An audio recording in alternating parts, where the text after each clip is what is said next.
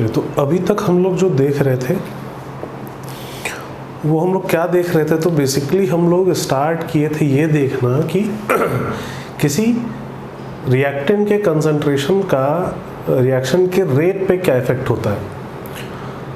जो हम लोग फैक्टर्स देखना स्टार्ट किए थे कि कौन कौन से ऐसे फैक्टर हैं जो किसी रिएक्शन के रेट को इफेक्ट करते हैं, तो उन फैक्टर्स की बात हो रही थी। तो उसमें सबसे पहला फैक्टर हम लोगों ने यही स्टार्ट किया था कि कंसंट्रेशन ऑफ रिएक्टेंट कैसे इफेक्ट करता है रिएक्शन के रेट को, और उसमें ये सारी चीज़ें हम लोगों ने देखी। वैसे तो ये चीज़ ऑर्डर से ही पता चल जाती है कि किसी रिएक्टेंट का कंसंट्रेशन रिएक्शन के रेट को कैसे इफेक्ट करता है, बट फिर उसमें हम लोगों ने और भी बहुत सारी चीज़ें देखी जो हमारे काम की थी, जो हमारे सिलेबस का पार्ट था। अब और कुछ चीज़ें अब हम लोग को और फैक्टर्स की बात करनी है। जैसे हम लोग 4 फैक्टर लिखे थे, उसमें कंसंट्रेशन हम लोग ने देख लिया। दूसरा जो फैक्टर था कि सरफेस एरिया, फिजिकल स्टेट वाली चीज़, फिजिकल स्टेट को हम लोग सरफेस एरिया से ही रिलेट कर रहे थे, तो वाली चीज़ भी हम लोगों ने देख ली। अब जो लास्ट चीज़ 2 फैक्टर और बचे रह जाते हैं, टेम्परेचर कैसे इफेक्ट करता है, और लास्ट है कैटलिस्ट का प्रेजेंस। ये 2 फैक्टर भी अब हम लोग को देखना है। तो उसमें सब हम लोग बात करते हैं कि टेम्परेचर कैसे इफेक्ट करता है किसी रिएक्शन के रेट को। कोई रिएक्शन का रेट टेम्परेचर पे कैसे डिपेंड करता है, तो इसको देखने के लिए R is equal to K into concentration of A to the power X into B to the power Y, ऐसा है। अगर हम लोग टेम्परेचर चेंज करेंगे तो कंसंट्रेशंस चेंज होंगे, क्योंकि कंसंट्रेशन टेम्परेचर डिपेंडेंट होता है, तो ये क्वांटिटी चेंज होगी अगर टेम्परेचर चेंज किया जाए तो। बट ऐसा देखा गया कि टेम्परेचर को चेंज करने से रेट कांस्टेंट भी चेंज होता है, और इसमें जो चेंज आता है रेट कांस्टेंट में वो काफ़ी ज़्यादा होता है एज कम्पेयर टू कंसंट्रेशन। तो हम लोग टेम्परेचर का चेंज इनमें नहीं मानते हैं, हम लोग ये मानते हैं कि टेम्परेचर के साथ सिर्फ रेट कांस्टेंट ही चेंज हो रहा है, क्योंकि ये बहुत ज़्यादा चेंज होता है, ये बहुत ही स्लाइटली सा चेंज होता है, तो इनके चेंज को हम लोग कंसिडर नहीं करते हैं। हम लोग सिर्फ ये कंसिडर करते हैं कि टेम्परेचर चेंज करने से रेट कांस्टेंट चेंज हुआ होगा, और रेट कांस्टेंट चेंज हो रहा है तो रेट ऑफ रिएक्शन भी चेंज होगा। अगर रेट कांस्टेंट चेंज हो रहा है तो रेट ऑफ रिएक्शन भी चेंज होगा, और जितना चेंज रेट कांस्टेंट में आएगा उतना ही चेंज रेट ऑफ रिएक्शन में आएगा। मतलब सपोज करिए टेम्परेचर चेंज करने से रेट कांस्टेंट डबल हो रहा है तो रेट ऑफ रिएक्शन भी डबल होगा। अगर ये 10 टाइम्स हो रहा है तो ये भी 10 टाइम्स होगा। तो अब हमें ये देखना है कि टेम्परेचर पे रेट कांस्टेंट कैसे डिपेंड करता है। टेम्परेचर का इफेक्ट जो आता है वो रेट कांस्टेंट पे आता है, और रेट कांस्टेंट पे आता है इसलिए रेट ऑफ रिएक्शन पे आता है। तो रेट कांस्टेंट पे क्या इफेक्ट आता है, अगर ये पता चल जाएगा तो हम लोग को ये पता चल जाएगा कि रेट ऑफ रिएक्शन पे क्या इफेक्ट आता है। तो हम लोग को अब देखना है कि टेम्परेचर का इफेक्ट क्या होता है, effect of temperature.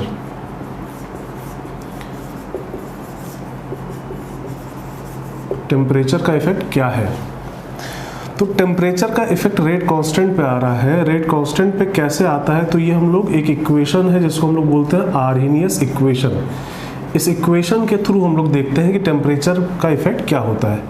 Arrhenius equation कुछ ऐसा है, R k is equal to A e raise to the power minus E a by R T.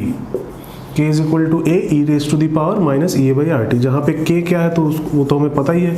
के को हम लोग बोल रहे हैं रेट कांस्टेंट, या इसके और भी कुछ नाम थे, ये हम लोग ने देखा था। इसको रेट कांस्टेंट या फिर वेलोसिटी कांस्टेंट या फिर स्पेसिफिक रेट ऑफ रिएक्शन, ये सब बोला जाता है। ए और ई ए इनको हम लोग बोलते हैं आर्हेनियस पैरामीटर्स, ये कहलाते हैं Arrhenius parameters.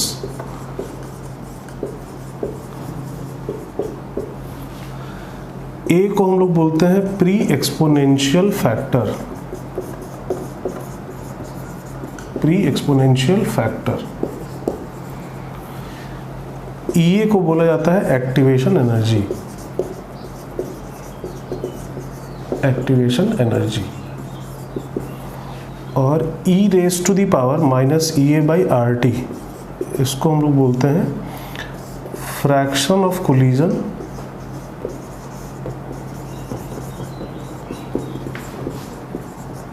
Having activation energy.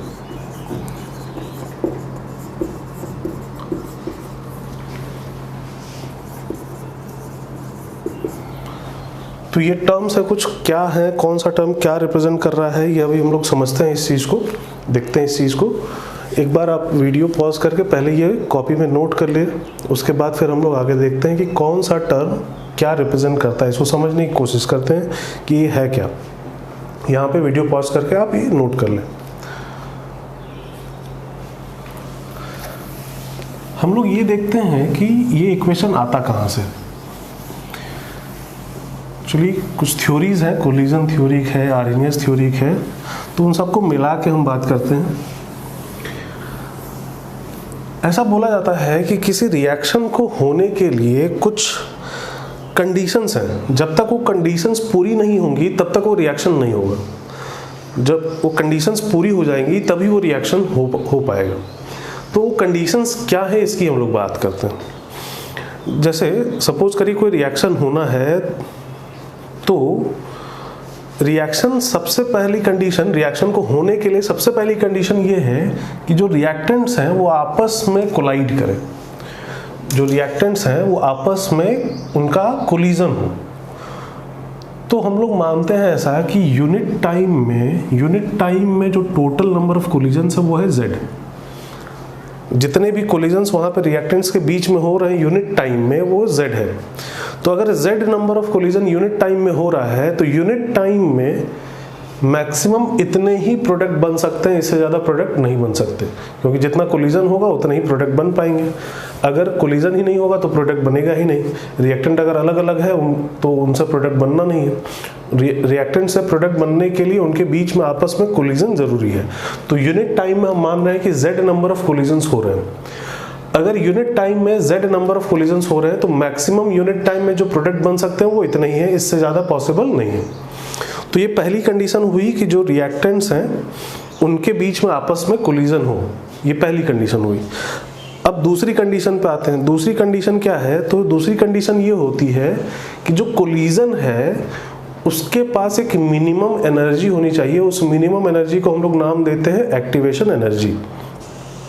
उस मिनिमम एनर्जी का नाम है एक्टिवेशन एनर्जी। एक्टिवेशन एनर्जी क्या होता है? तो एक छोटा सा एग्जांपल हम लोग समझते हैं इसको। एक्चुअली अगर हम लोग पोटेंशियल एनर्जी का ग्राफ बनाए रिएक्शन कोऑर्डिनेट के साथ, रिएक्शन कोऑर्डिनेट का मतलब क्या है? वहाँ पे अलग अलग टाइम पे क्या क्या चीज़ें हैं। जैसे पहले रिएक्टेंट होगा, बाद में प्रोडक्ट होगा।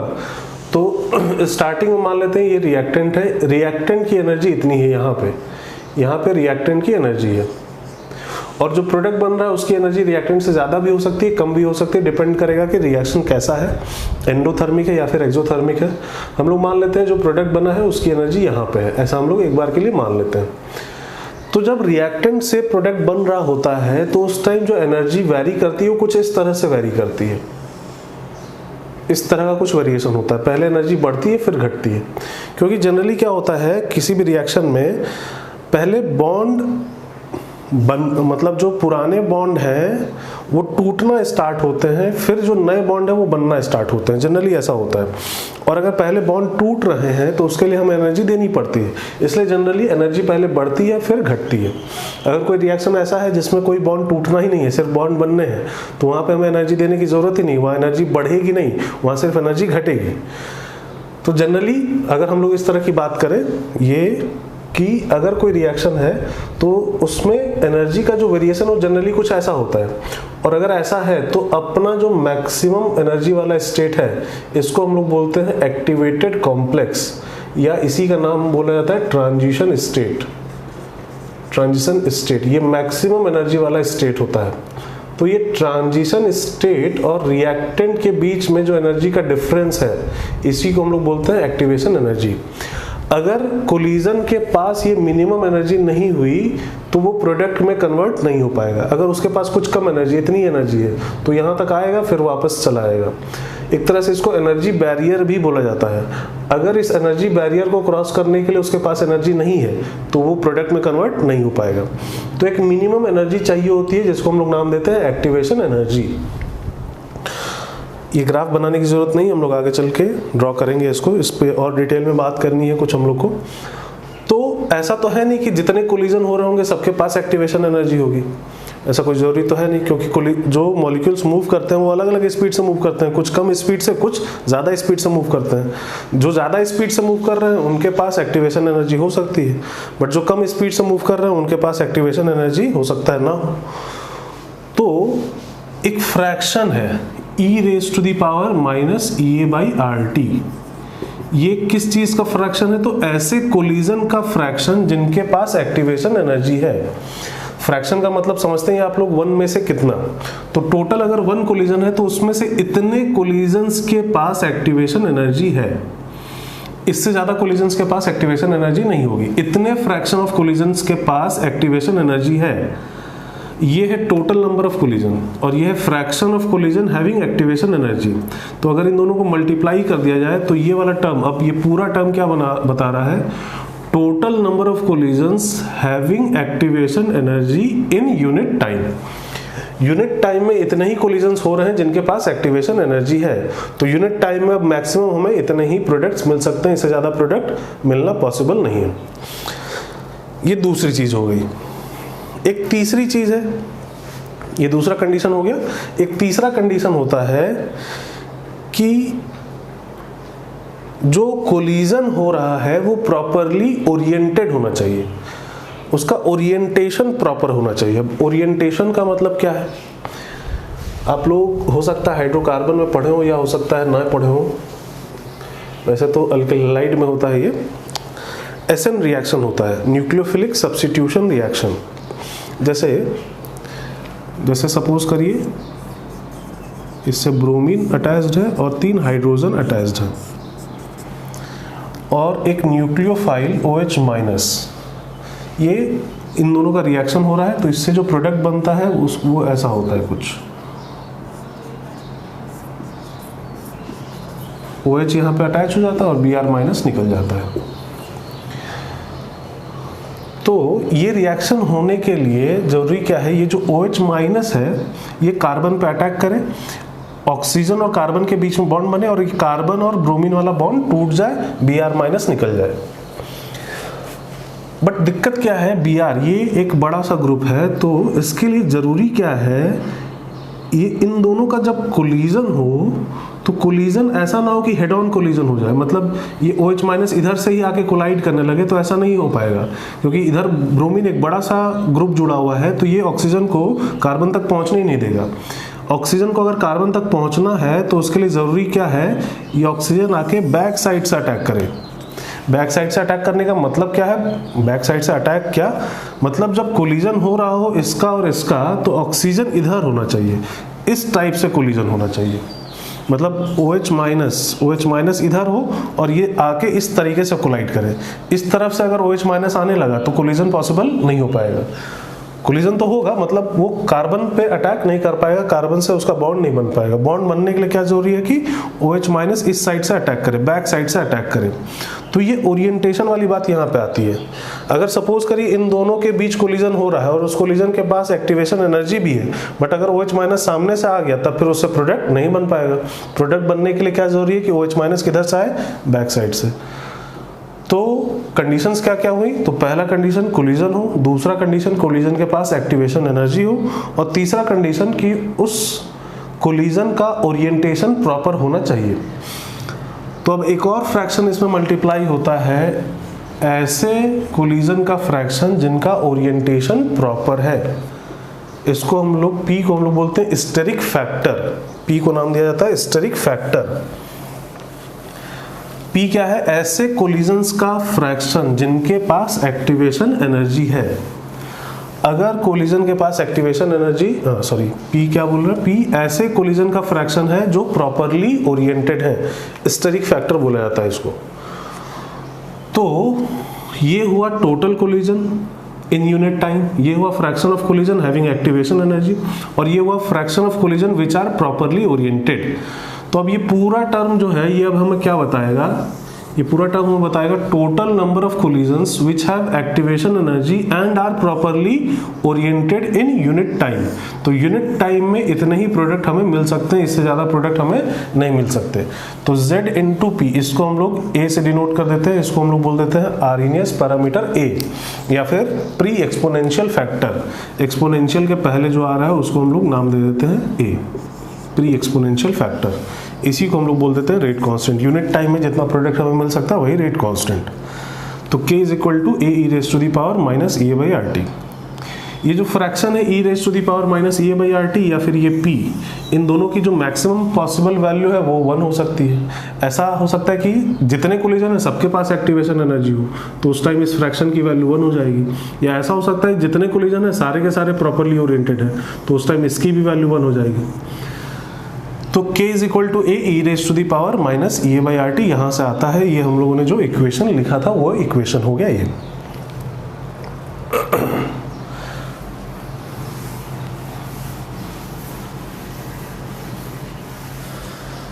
अब इस पे अगर आगे बात की जाए तो k is equal to A e raise to the power minus e by R T. यहाँ से अगर हम लोग लिखना चाहें तो ऐसा लिख सकते हैं k is equal to a upon e raise to the power e by R T. अब अगर हम लोग ये देखें कि टेम्परेचर को अगर हम लोग वैरी कराएं तो k पे क्या इफेक्ट पड़ेगा, तो टेम्परेचर को सपोज करिए हम लोग बढ़ाते हैं, तो अगर हम लोग इसको बढ़ा रहे हैं तो डिनोमिनेटर बढ़ रहा है तो ये वैल्यू घटेगी, और e का पावर अगर घट रहा है तो ये वैल्यू घटेगी, और यहाँ का अगर डिनोमिनेटर घट रहा है तो ये वैल्यू बढ़ेगी। इसका मतलब k की वैल्यू बढ़ेगी। टेम्परेचर को अगर हम लोग बढ़ा रहे हैं, टेम्परेचर को अगर बढ़ाया जा रहा है तो उससे रेट कांस्टेंट बढ़ेगा, रेट कांस्टेंट बढ़ेगा। किस रिएक्शन का, एंडोथर्मिक का या एक्सोथर्मिक का? अब बात ये आ रही है किसका बढ़ेगा, एंडोथर्मिक का बढ़ेगा या एक्सोथर्मिक का बढ़ेगा? तो दोनों का बढ़ेगा, क्योंकि यहाँ पे ऐसा कुछ कोई कंडीशन नहीं कि delta H should be positive या delta H should be negative या जीरो, ऐसा कोई नहीं है। टेम्परेचर अगर हम बढ़ा रहे हैं तो रेट कांस्टेंट बढ़ेगा, चाहे वो रिएक्शन एंडोथर्मिक हो चाहे वो रिएक्शन एक्सोथर्मिक हो। और कैसे वेरिएशन है, तो टेम्परेचर का k के साथ कैसा वेरिएशन है, तो एक्सपोनेंशियल। मतलब अगर हम लोग एक ग्राफ ड्रॉ करना चाहें तो k का ग्राफ t के साथ, k का ग्राफ t के साथ कुछ ऐसा ग्राफ आएगा, एक्सपोनेंशियली वैरी करेगा, ये इस टाइप का ग्राफ आता है। अब इसमें भी एक दिक्कत है। दिक्कत क्या है, अगर इस इक्वेशन से हम लोग देखें तो अगर हम लोग टेम्परेचर को बढ़ाते जा रहे हैं तो k की वैल्यू बढ़ती चली जा रही है।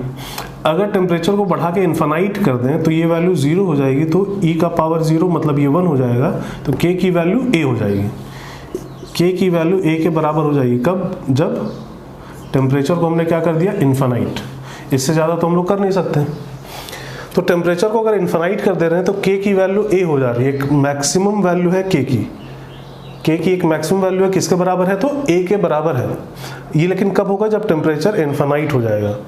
बट इस ग्राफ से हमें ऐसा नहीं दिख रहा है। इस ग्राफ में हमें क्या दिख रहा है कि टेम्परेचर अगर हम लोग बढ़ाए तो k बढ़ता चला जाएगा, अगर इन्फानाइट पे चले जाए तो k की वैल्यू भी इन्फानाइट हो जाएगी।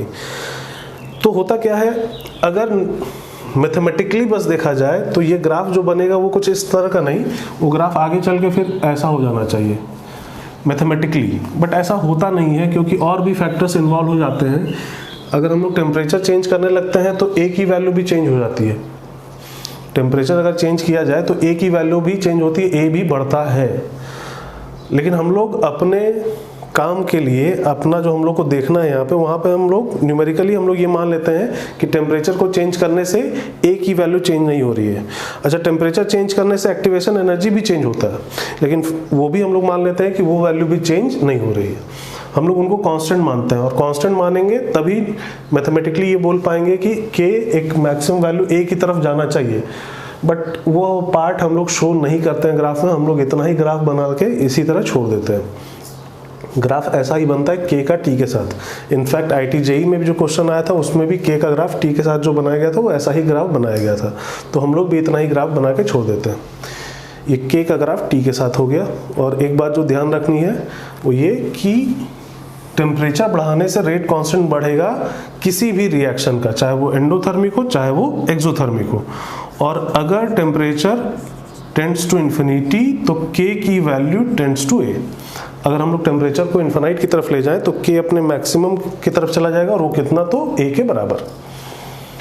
इसको कॉपी में नोट कर लिया जाए, वीडियो पॉज करके इसको कॉपी में नोट कर लें।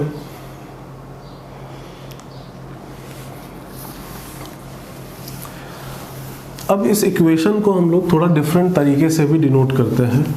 ये जो इक्वेशन आर्हेनियस इक्वेशन हम लोगों ने लिखा है, इसको थोड़ा डिफरेंट तरीके से भी डिनोट किया जाता है। क्या डिफरेंट तरीका, तो k इज इक्वल टू हम लोग ने लिखा है a e raise to the power minus e by R T. तो हम लोग दोनों तरफ नेचुरल लॉग ले लेते हैं, तो ln k is equal to हो जाएगा ln a प्लस अलग अलग कर दें अगर, तो ln of e raise to the power minus e by R T. तो ln k फिर यहाँ से हम लोग क्या लिख सकते हैं, तो ln a minus E a by R T बाहर आ जाएगा और ln e 1 हो जाएगा। तो ये लॉग का टर्म, लॉग का फॉर्म हो गया और यह नेचुरल लॉग है। अगर इसको लॉग बेस 10 में अगर कन्वर्ट करें तो ज़्यादातर हम लोग उसी इक्वेशन को यूज़ करते हैं। ln को अगर log बेस 10 में कन्वर्ट किया जाए तो 2.303 यहाँ आएगा, यहाँ भी आएगा, यहाँ नहीं आएगा तो 2.303 से डिवाइड कर दें तो इन दोनों का गायब हो जाएगा, यहाँ नीचे रह जाएगा। तो इक्वेशन हो जाएगा log k is equal to log a minus e upon 2.303 RT। ये फॉर्म एक दूसरा फॉर्म होता है आर्हेनियस इक्वेशन का। और यहाँ से भी एक ग्राफ ड्रॉ किया जाता है log k का 1 अपॉन t के साथ। log k का ग्राफ, अगर इसका ग्राफ हमें ड्रॉ करना है तो ये हो गया y is equal to c minus 1 upon t हो गया x, तो ये वाला टर्म हो गया m, y is equal to c minus mx। एक स्ट्रेट लाइन ग्राफ आ रहा है विथ नेगेटिव स्लोप, एक straight line graph with negative slope, मतलब अगर इसको ड्रॉ करें तो ऐसा ग्राफ आएगा जिसका इंटरसेप्ट कितना होगा, तो c के जगह है log a, मतलब ये इंटरसेप्ट हो गया log a और ये स्लोप कितना हो गया, इस स्लोप की वैल्यू क्या होगी, तो minus E a upon 2.303 r, minus E a upon 2.303 r। ये log k का ग्राफ अगर 1 अपॉन t के साथ ड्रॉ किया जाए तो। अब एक बात आती है कि क्या ये ग्राफ इसको कट करेगा या नहीं करेगा। इस ग्राफ का इसको कट करने का मतलब क्या है, log k की वैल्यू 0 हो गई। क्या log k 0 हो सकता है, नहीं तो हो सकता है। log k 0 होने के लिए k की वैल्यू को 1 होना पड़ेगा, log 1 0 होता है और k 1 तो हो ही सकता है, ऐसा तो है नहीं कि k 1 नहीं हो सकता, ऐसा तो कुछ हम लोग ने देखा नहीं है। तो अब हम लोग से एक क्वेश्चन यहाँ पे ये भी पूछा जाता है, बताइए किस टेम्परेचर पे ये ग्राफ एक्स एक्सिस को कट कर रहा होगा, उस जगह का टेम्परेचर कितना होगा ये निकालिए। तो करना क्या है आपको, इस इक्वेशन में log k की जगह क्या कर देना है, 0 is equal to log a minus e upon 2.303 RT। यहाँ से log a वाला टर्म इधर आ जाएगा, वहाँ से टेम्परेचर हम लोग निकाल सकते हैं, अगर लिखना चाहें तो लिखा भी जा सकता है। टेम्परेचर हो जाएगा ई अपॉन 2.303 R और log a नीचे आ जाएगा log a। तो इस तरीके के न्यूमेरिकल भी बनाए जाते हैं। अच्छा, यहाँ पे 1 अपॉन t 0 है तो t इन्फानाइट है, t इन्फानाइट है तब ये y एक्सिस को कट करेगा और यहाँ पे k की वैल्यू किसके बराबर होगी, तो a के बराबर, ये log a हो जाएगा। ठीक है, तो y एक्सिस को ये ग्राफ कब कट करेगा, तो t इक्वल टू इन्फानाइट पे, और x एक्सिस को कब कट करेगा, तो t इक्वल टू इस टेम्परेचर पे। वीडियो पॉज करके ये नोट कर लीजिए और ये ग्राफ ड्रॉ कर लीजिए। अच्छा, ये log k का ग्राफ है 1 अपॉन t के साथ, यहाँ ln k का ग्राफ 1 अपॉन t के साथ भी बनाया जा सकता है। ln k का ग्राफ 1 अपॉन t के साथ बनाएंगे तो इंटरसेप्ट ln a हो जाएगा और slope minus E a upon r हो जाएगा। सिंपली इतना सा डिफरेंस आएगा जो कि इस इक्वेशन से देखा जा सकता है। तो इसको पॉज करके ये ग्राफ ड्रॉ कर लीजिए, ये चीज़ लिख लीजिए वहाँ पे।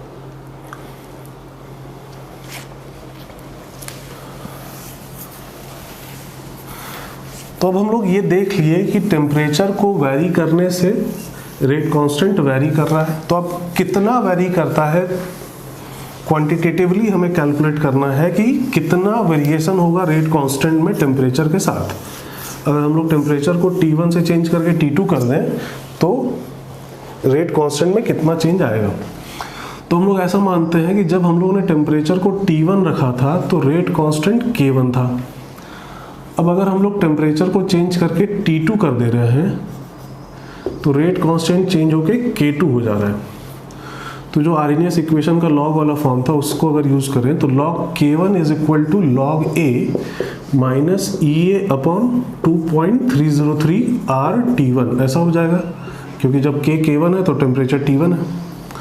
और log K2 अगर लिखना चाहे तो log K2 is equal to हो जाएगा log A minus E a upon 2.303 RT2। अब सेकंड माइनस फर्स्ट अगर कर दें तो log K2 minus log K1, उसको हम लोग लिख देंगे log of K2 by K1 is equal to log A तो कैंसिल हो जाएगा। अच्छा ये माइनस ये करेंगे तो ये प्लस में आ जाएगा, ये माइनस में रहेगा, और E अपॉन 2.303 R ये कॉमन टर्म आ जाएगा, E अपॉन 2.303 R। ब्रैकेट में क्या बचेगा, तो ये 1 अपॉन T1 प्लस में बचेगा क्योंकि सेकंड माइनस फर्स्ट कर रहे हैं, 1 upon T1 minus 1 upon T2। तो यहाँ से अगर देखें तो हमें पता चलेगा कि टेम्परेचर में चेंज करने से रेट कांस्टेंट में कितना चेंज आएगा।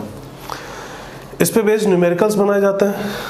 अगर इस इक्वेशन को देखा जाए सही से तो इसमें टोटल 5 वेरिएबल है, K1, K2, activation energy, T1 और T2। इन 5 में से किसी 4 की वैल्यू देके बोला जाएगा 5वें की वैल्यू कैलकुलेट करिए। क्वेश्चंस कैसे आएंगे, क्वेश्चंस कैसे बनाए जाएंगे, तो बोला जाएगा टेम्परेचर को हमने 300 केल्विन से 400 केल्विन किया तो रेट कांस्टेंट 10 टाइम्स बढ़ गया, बताइए एक्टिवेशन एनर्जी कितना है। रेट कांस्टेंट 10 टाइम्स बढ़ गया मतलब K2/K1 की वैल्यू बता दी गई 10, T1 हो गया 300 और T2 हो गया 400, और यहाँ पे एक्टिवेशन एनर्जी निकालना है। R की वैल्यू क्या लेंगे, तो ये किस यूनिट में निकालना है उस पर डिपेंड करेगा। अगर जूल में कैलकुलेट करना है तो R की वैल्यू 8.314, अगर कैलोरी में कैलकुलेट करना है तो R की वैल्यू 2 ले लेंगे हम लोग। कैलोरी में R की वैल्यू 2 होती है, 2 कैलोरी पर केल्विन पर मोल, ठीक है। तो इस पे इसी तरह के न्यूमेरिकल बनाए जाते हैं। अगर इस पे न्यूमेरिकल आता है तो उसका मतलब है कि कैलकुलेशन इन्वॉल्व होगा, कैलकुलेशन करना पड़ेगा। इसके जो न्यूमेरिकल्स हैं उसमें कैलकुलेशंस इन्वॉल्व होते हैं, अच्छे से इन्वॉल्व होते हैं, तो वो हमें करने ही पड़ेंगे, कोई उसका उपाय नहीं है, ठीक है। इस इक्वेशन को निकालने के लिए एक चीज जो हम लोगों ने अज्यूम की है वो ये अज्यूम कर ली है कि ए और ईए टेम्परेचर इंडिपेंडेंट है। बिना इसके अजम्पशन के हम लोग ये इक्वेशन नहीं लिख सकते। ए और ईए को हम लोगों ने टेम्परेचर इंडिपेंडेंट मान लिया तब ये इक्वेशन आया है, और हमारे सिलेबस में इतना ही है जिसमें ए और ईए टेम्परेचर इंडिपेंडेंट ही रहेंगे। अगर आपसे पूछ लिया गया कि ये डायरेक्ट क्वेश्चन ही कर दिया गया कि क्या ए और ईए टेम्परेचर पे डिपेंड करते हैं कि नहीं करते हैं, तो हाँ करते हैं, बट इस इक्वेशन को लिखने के लिए नहीं करते हैं, ठीक है, ये ध्यान रखना। अगर क्वेश्चन में ये डायरेक्ट, अगर एग्जाम में ये क्वेश्चन डायरेक्ट आ गया कि ए और ईए टेम्परेचर पे डिपेंड करते हैं या नहीं, तो हाँ करते हैं, लेकिन इसके लिए अज्यूम किया गया, ये अजम्पशन है हमारा कि ए और ईए टेम्परेचर इंडिपेंडेंट है, ठीक है। अब यहाँ से एक दो चीज़ें हम लोग देख सकते हैं।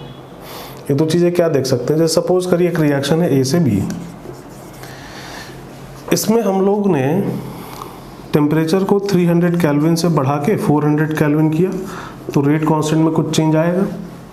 एक बार इसी रिएक्शन में हम लोग टेम्परेचर को 500 केल्विन से बढ़ा के 600 केल्विन करते हैं तो भी रेट कांस्टेंट में कुछ चेंज आएगा। बट दोनों जगह अगर देखा जाए तो टेम्परेचर को हम लोग वेरी कितने से करा रहे हैं, तो 100 केल्विन से, 100 केल्विन से हम लोग टेम्परेचर को बढ़ा रहे हैं।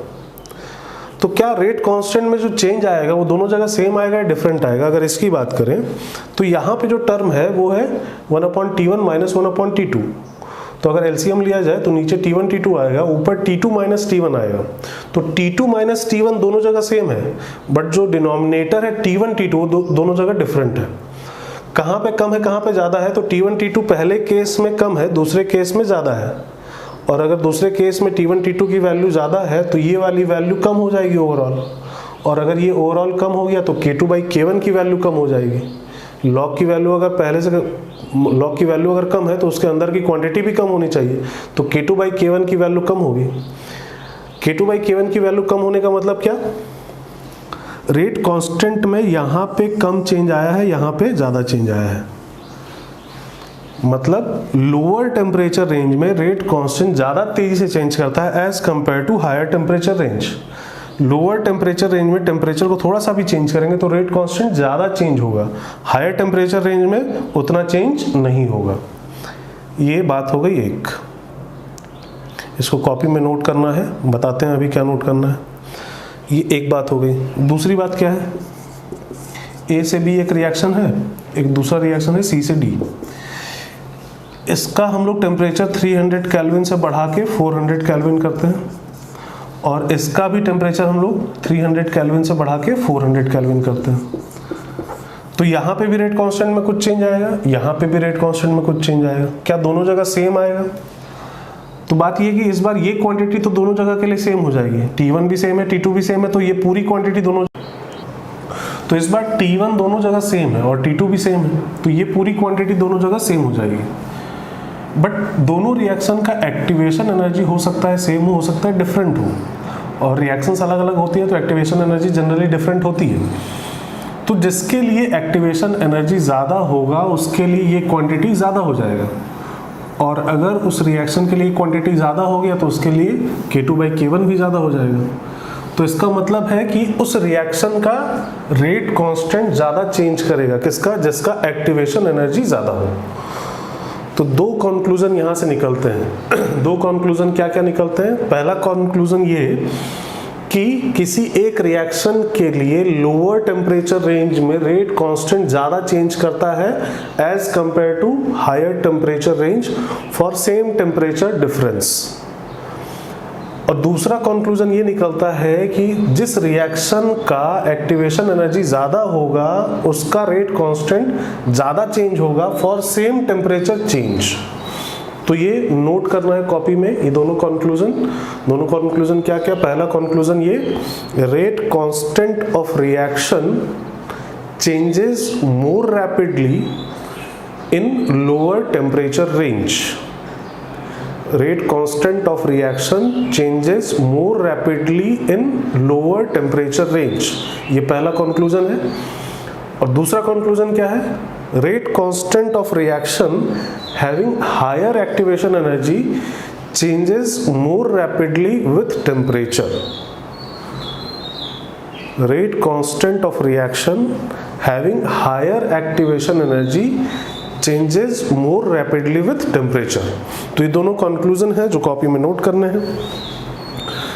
तो ये चीज हम लोगों ने देखी।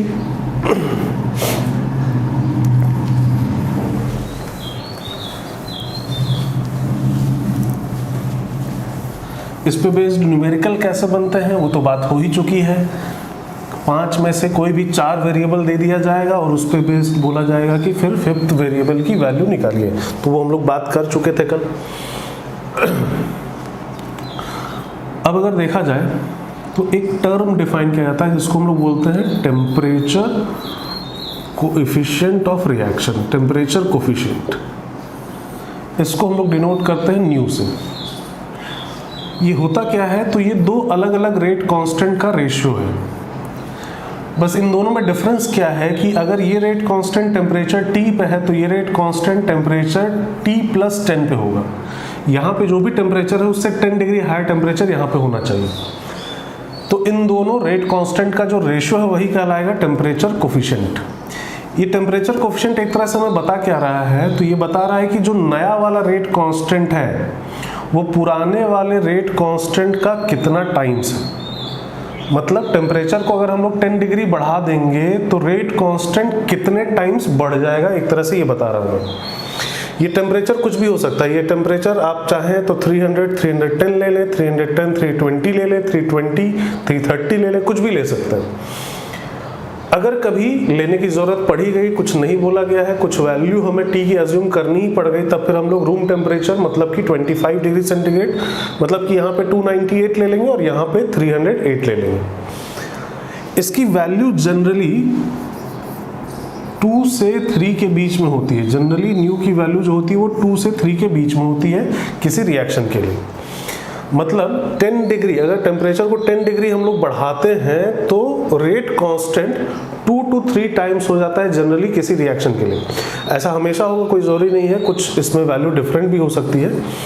तो खैर कहने का मतलब यह है कि ज़्यादातर रिएक्शंस के लिए टेम्परेचर को अगर आप 10 डिग्री बढ़ाएंगे तो रेट कांस्टेंट 2 to 3 टाइम्स हो जाएगा, और रेट कांस्टेंट अगर 2 to 3 टाइम्स हो रहा है तो रेट ऑफ रिएक्शन भी 2 to 3 टाइम्स हो जाएगा। मतलब हर 10 डिग्री राइज पे rate of reaction 2 to 3 times होता है। अच्छा, अब मानते हैं कि किसी रिएक्शन का टेम्परेचर कोएफिशिएंट सपोज करिए 2 है, ऐसा हमें बता दिया गया है। 300 केल्विन पे रेट कांस्टेंट इसका है K। तो अगर हम लोग टेम्परेचर को 310 केल्विन कर दें तो नया रेट कांस्टेंट पुराने रेट कांस्टेंट कितना टाइम्स हो? 2 टाइम्स, यहाँ पे 2K हो जाएगा। अगर वही टेम्परेचर को हम लोग 320 केल्विन कर दें तो रेट कांस्टेंट कितना टाइम्स हो जाएगा, तो इसका 2 टाइम्स। अब यहाँ से यहाँ 10 डिग्री है तो अब इसका 2 टाइम्स मतलब 4K, या फिर उसको चाहे तो 2 to the power 2K, या 330 केल्विन अगर कर दिया जाए तो यहाँ का 2 टाइम्स मतलब 2 to the power 3K। तो ये देख के कुछ समझ में आ रहा होगा, न्यू का पावर होता चला जा रहा है, या न्यू का पावर 1 है, या न्यू का पावर 2 है, या न्यू का पावर 3 है। जितनी बार आप 10 डिग्री से बढ़ाएंगे, अगर यहाँ से यहाँ देखा जाए तो एक बार आपने 10 डिग्री से बढ़ाया है तो 2 का पावर 1, यहाँ से यहाँ देखा जाए तो 2 बार आपने 10 डिग्री से बढ़ा दिया तो 2 का पावर 2, यहाँ से यहाँ देखा जाए तो 3 बार आपने बढ़ा दिया 10 डिग्री से, 2 का पावर 3। मतलब सपोज कर लीजिए अगर इसी तरह 360 केल्विन पे बताना होता तो क्या बताते, तो 10 टाइम्स कितनी बार 10 डिग्री से बढ़ाए, तो 6 बार, तो 2 का पावर 6K हो जाता है। तो इसको अगर जनरलाइज किया जाए, इसको अगर हम लोग जनरलाइज करें तो अगर हम लोग टेम्परेचर को T1 से बढ़ा के T2 करते हैं तो कितने से हमने बढ़ाया, तो T2 माइनस T1 से। तो कितनी बार 10 डिग्री से बढ़ाया, तो T2 माइनस T1/10। जितनी बार 10 डिग्री से बढ़ाएंगे न्यू का पावर उतना टाइम्स हो जाएगा, मतलब nu to the power T2 minus T1/10 times हो जाएगा रेट कांस्टेंट। अगर हम लोग टेम्परेचर को T1 से बढ़ा के T2 करते हैं तो नया रेट कांस्टेंट पुराने रेट कांस्टेंट का nu to the power T2 minus T1/10 times हो जाएगा। इस चीज़ को कॉपी में भी नोट करना है, पहले इस चीज़ को नोट कर लीजिए, उसके बाद इस चीज़ को नोट करेंगे कि on increasing the temperature from T1 to T2 rate constant becomes nu to the power T2 minus T1/10 times, nu to the power T2 minus T1/10 times. तो ये हुआ टेम्परेचर कोफिशिएंट। इस पे न्यूमेरिकल्स भी बनाए जाते हैं, सिंपल से न्यूमेरिकल कि न्यू की वैल्यू दे देंगे और बोलेंगे टेम्परेचर को 350 से 390 कर दिए तो बताइए रेट कांस्टेंट कितना टाइम्स हो जाएगा। इस तरह के क्वेश्चंस इस पे बनाए जाते हैं, सिंपल से क्वेश्चंस।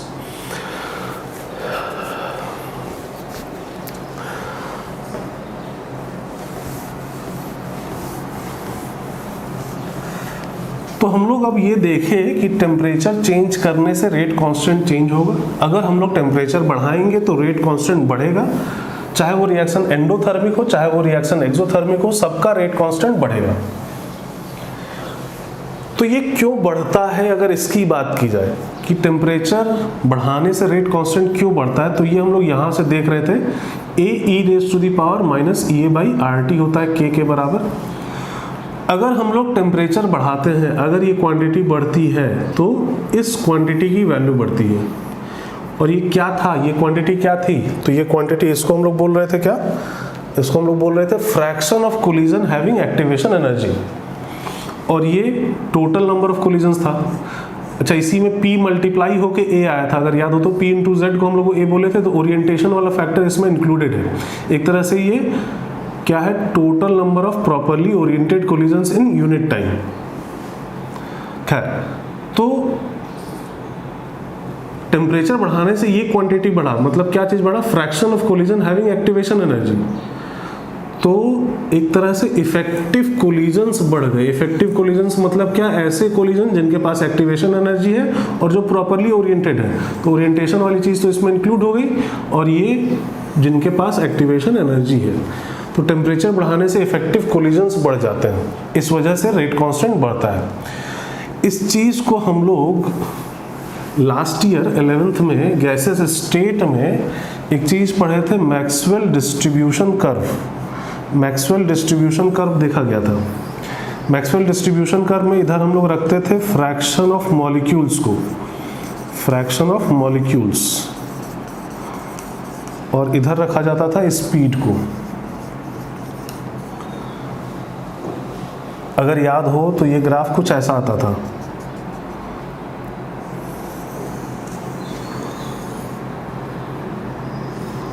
इस टाइप का ग्राफ हम लोग बनाते थे, और हम लोग ये बोलते थे कि इसके अंडर का एरिया हमें बताता है नंबर ऑफ मॉलिक्यूल्स, इसके अंडर का एरिया हमें देता है नंबर ऑफ मॉलिक्यूल्स। तो रिएक्शन होने के लिए हम लोग ये बोल रहे हैं कि कोलिजन के पास एक मिनिमम एनर्जी होनी चाहिए, कोलिजन के पास एक मिनिमम एनर्जी, या फिर ऐसा बोले कोलिजन के पास एक मिनिमम स्पीड होनी चाहिए। तो मिनिमम स्पीड हम लोग मान लेते हैं इतनी है। तो कितने ऐसे मॉलिक्यूल्स हैं जिनकी स्पीड इतनी या इससे ज़्यादा, तो इसके अंदर का एरिया, ये एरिया हमें बताएगा कि कितने ऐसे मॉलिक्यूल हैं जिनकी स्पीड इतनी या इससे ज़्यादा है। अच्छा, ये पर्टिकुलर टेम्परेचर T1 पे हो गया। अगर हम लोग टेम्परेचर चेंज करें T2 कर दें तो ये ग्राफ चेंज हो जाता था, और चेंज हो गया कुछ ऐसा होता था, अगर याद हो तो इस टाइप का ग्राफ हो जाता था। तो अब अगर देखा जाए कि टेम्परेचर को अगर हम लोग चेंज करके बढ़ा के T2 कर दिए तो कितने मॉलिक्यूल हैं जिनके पास मिनिमम इतनी या इससे ज़्यादा स्पीड है। तो अब जो नया एरिया आ रहा है वो कुछ ऐसा आ रहा है।